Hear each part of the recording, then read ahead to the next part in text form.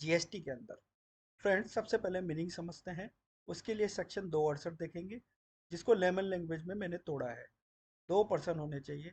जो गुड्स है वो रजिस्टर्ड पर्सन का होना चाहिए, मतलब प्रिंसिपल जो है वो जीएसटी के अंदर रजिस्टर होना चाहिए। जो गुड्स प्रिंसिपल ने भेजा है जॉब वर्कर के द्वारा, उस पर ट्रीटमेंट और प्रोसेस होना चाहिए। फ्रेंड्स, जॉब वर्कर जो है वो रजिस्टर भी हो सकता है जीएसटी के अंदर और नहीं भी हो सकता है। ये सेक्शन 268 बोलता है। अगर कॉन्ट्रैक्ट मैन्युफैक्चरिंग की बात की जाए तो जो गुड्स है उसकी ओनरशिप अगर प्रिंसिपल के पास है तो कॉन्ट्रैक्ट मैन्युफैक्चरिंग भी जॉब वर्क की श्रेणी में आती है जीएसटी के अंदर।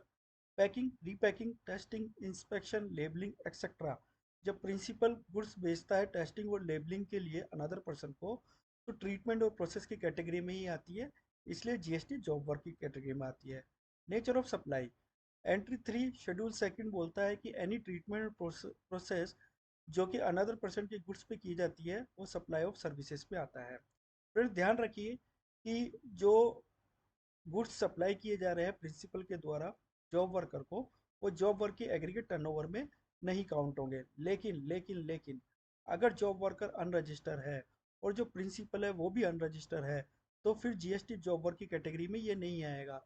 इसका मतलब ये हो गया कि अनरजिस्टर जॉब वर्कर जब अनरजिस्टर प्रिंसिपल से जो गुड्स लेता है, तो वो पूरी की पूरी value of the supply of goods उस अनरजिस्टर्ड जॉब वर्क की टर्नओवर में काउंट होगी। तो यहाँ पर उसको ध्यान रखना है कि वो जीएसटी के एग्रीगेट टर्नओवर में फिट होता है या नहीं होता है।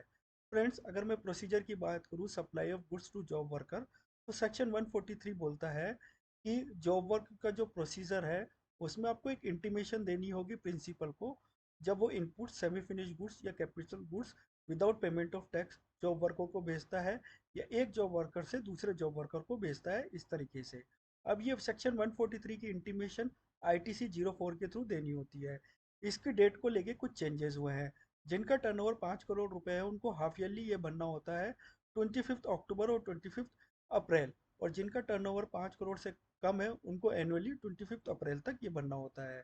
फ्रेंड्स, रूल 45 की अगर मैं बात करूँ, तो जो प्रिंसिपल है वो without payment of GST delivery challan के थ्रू गुड सप्लाई कर सकता है।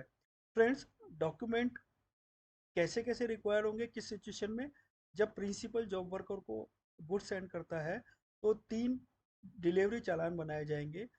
2 कॉपी जो है वो जॉब वर्कर को भेजी जाएगी अलॉन्ग विद गुड्स। जब जॉब वर्कर वापस से प्रिंसिपल को गुड्स भेजेगा तो जॉब वर्कर के द्वारा जो चालान उसको रिसीव हुआ था वो वापस उस रिटर्न गुड्स के साथ में देगा। Friends, one job worker to another job worker, GST के अंदर ये अलाउड है कि एक जब प्रिंसिपल ने एक जॉब वर्कर को गुड्स सेंड किए और वो वहीं से दूसरे जॉब वर्कर को गुड्स सेंड करना चाहता है तो वो कर सकता है।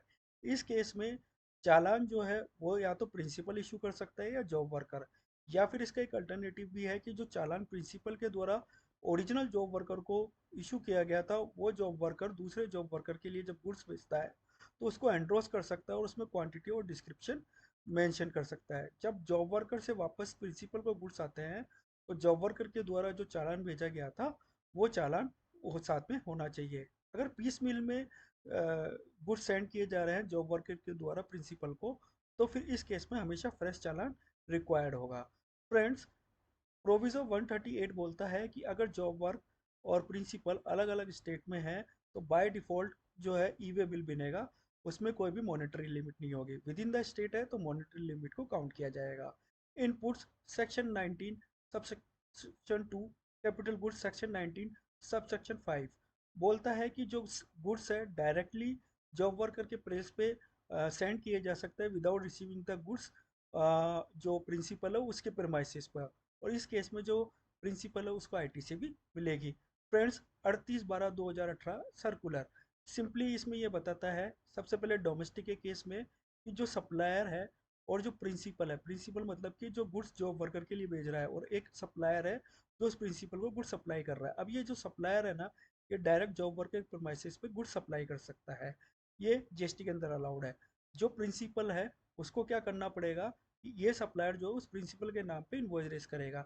जो प्रिंसिपल है वो जॉब वर्कर को जो है एक अपना चालान इशू कर देगा। फ्रेंड्स, इसी तरीके से अगर इंपोर्ट ऑफ गुड्स होते हैं तो कस्टम स्टेशन से डायरेक्टली जो है जॉब वर्क के प्रीमाइसेस पर वो गुड्स सेंड किए जा सकते हैं बिल ऑफ एंट्री के थ्रू। जो प्रिंसिपल है वो अगेन एक डिलीवरी चालान इशू कर देगा। फ्रेंड्स, जो जॉब वर्क चार्जेस होते हैं उस पर जीएसटी एप्लीकेबल होगी जॉब वर्कर के द्वारा, अगर वो जीएसटी के अंदर रजिस्टर है, और जो इसकी इनपुट टैक्स क्रेडिट है वो प्रिंसिपल को मिलेगी। ये फर्स्ट पार्ट था। सेकंड पार्ट में जॉब वर्क से रिलेटेड और देखेंगे। टिल देन, जय हिंद, जय भारत, धन्यवाद।